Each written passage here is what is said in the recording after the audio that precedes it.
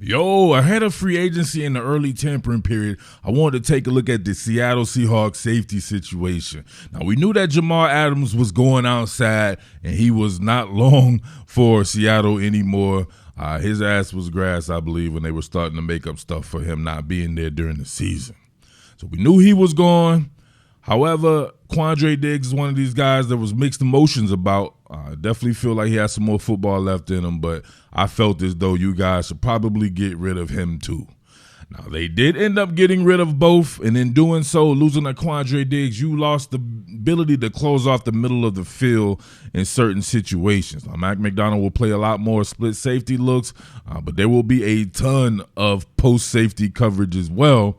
And having the ability to come with a cat like this, right? Geno Stone, I paused that, right? His ability to work deep, having 7 interceptions for Mike Macdonald squad and being a free agent, come on, that's some unique stuff in itself right there. We see here overthrow by the Samoan sniper Tua Tagovailoa, and Johnny on the spot, Geno Stone there with 7 interceptions in that new scheme that will be implemented in Seattle. And you have people talking about Xavier McKinney. Now listen, y'all know me. If you watch this channel for however long, I believe the first video I ever did was on Xavier McKinney way back when he was in high school. And I covered him in high school, living in the state of Georgia at the time. And he is one of my favorite players, bar none, period, point blank. He is a very good safety. However, you have to think about it this way. You have some guy who could come in with detail-oriented coach like Mike Macdonald and be a coach off the field. Maybe 2 guys, right? Could be Patrick Queen and Geno Stone, and you wouldn't want that over having a guy probably with a little bit of a bigger name because he's been a starter for a minute, and Xavier McKinney, 2 younger guys at that, right? So not much difference there. Sometimes it's not about all the about being a popularity contest. Sometimes, man, you got to think logically. Like, that would be the truth, being able to bring over Geno Stone to the Seattle Seahawks. But either way it goes, you can't lose with either option, in my opinion, if they are looking in that direction. I said it before, Kobe Bryant. Elevate that guy. I think he's going to play some really good football. You have Julian Love. Having a Xavier McKinney or Geno Stone would make sense. And you have that young boy, Jarek Reed, as well. Top Billin, Uptown Murph. Top Billin. Remember, this is a whole new staff. Same general manager, but a whole new staff. And in collaboration with those guys, you have to learn the meat and potatoes of what they're trying to do. So the only way to know that, right, you have to be able to get through a free agency and draft time period to see what they like. Now, I see right here, these guys are bringing in Rayshawn Jenkins and trying to figure out how that fits with the current landscape of the Seattle Seahawks there.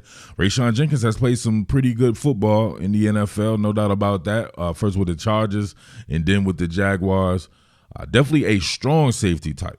So if you're thinking about getting rid of, or if you think that they got rid of Jamal Adams and he was the really, you would say, true strong safety on the team, whereas you can play a guy like Julian Love there, he can do it, no doubt, but he doesn't have that type of size. If you're talking about just a legitimate frame to be a strong safety, he can play the position, and he's not too dissimilar to a Ryan Neal, who the Seahawks had before, who, man, if you're really thinking about it, maybe they should have kept him.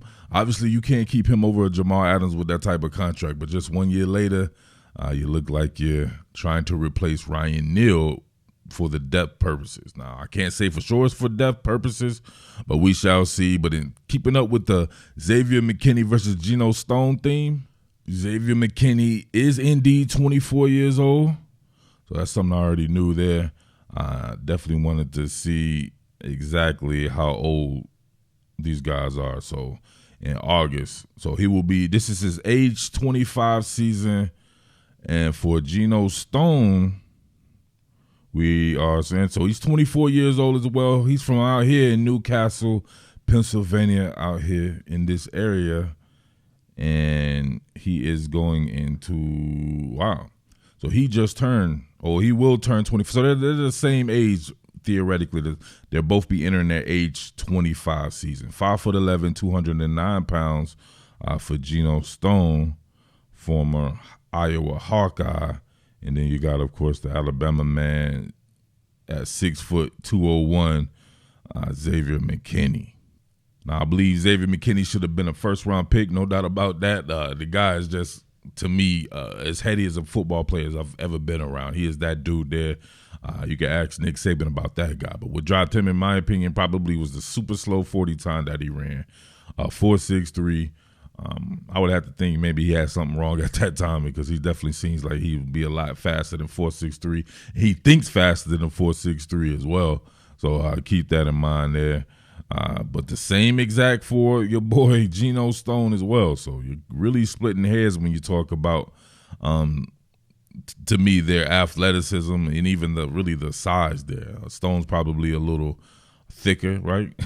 Pause. Right. He has a larger frame, where your man Xavier McKinney's probably just slightly taller. So 6 in one hand, half a dozen in the other. I was just compared to 2023 season here. You keep in mind, so while they are both safeties, they're used a little bit differently. Geno Stone, definitely one of these guys used more at depth purposes, who can come in and fill if necessary, but not necessarily the way Mike Macdonald was using them. Conversely, Xavier McKinney, you're best off playing him around traffic, right? Allowing him to come and assist with the run. He's that type of guy. He has very much a strong safety type skill set, who can play at depth and can make some plays with some range as well. So if you had to ask me, I think Geno Stone's probably the better ball hawk. Xavier McKinney probably best mid-range and then filling. So at 7 interceptions, of course, from Geno Stone, 3 interceptions from Xavier McKinney. You can see right here, though, 78 solo tackles sniffing around the box there, 116 combined, 68 for Geno Stone. And remember, Geno Stone didn't start until there was an injury to Marcus Williams there. So you had 17, you had 11 starts there in 17 games, and of course McKinney started all his games there. So you got to keep that in mind. 9 pass deflections for Geno Stone, 11 for Xavier McKinney, a couple fumble recoveries there, and 1 forced fumble there. Xavier McKinney probably the more physical player, and Geno Stone probably the more rangier player. So which skill set fits best for the Seattle Seahawks, given the current landscape of the roster? That's what you have to figure out there. Like I said before, they can flip each other's styles, so it wouldn't really matter ultimately. But if you were trying to compliment somebody, you lost Quandre Diggs, and you have Julian Love, who has a very similar skill set to Xavier McKinney. Think about that. Julian Love, we've seen him, right? He can definitely sniff out the run. He can play really good mid-range. He had a little bit of trouble as far as man coverage goes. So you would think same deal with him, right? In the split safety look, it's all good.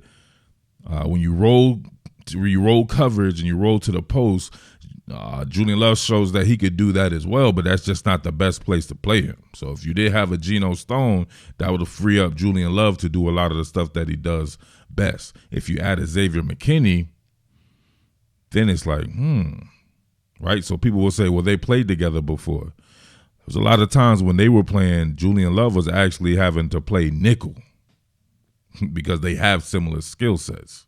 So keep that in mind there. So you guys have to let me know which way you want to go. There's no right or wrong answer, just asking for your opinion. Yes, I understand the popularity contest of it and everything like that, but Geno Stone, remember, he will arrive with knowledge of the situation and knowledge of that damn scheme and being able to teach it to other people. So he will be the only one who had played for a Mike Macdonald team and had a very important position in that defense. So, all right. But I rolled a few clips here that I have of both of their videos that I did there. So let me know, though. All right, it's your boy Jersey Murph as always. Thank you to everybody out there supporting all my top Billin villains. Salute. And make sure you tip your waiter because you know I be serving that hibachi, all right? When you have the type of football intelligence that he has, but also the type of discipline that he has as a defensive back, man, if you can see him floating and feeling being able to grab the correct gap, right? Always talk about it, abstinence, right? Never be in another man's gap. He understands that tremendously. You can see him right here. The communication. Look at him. He starts before the play. He understands the assignment. See him again right here. Now watch how the gaps unfold.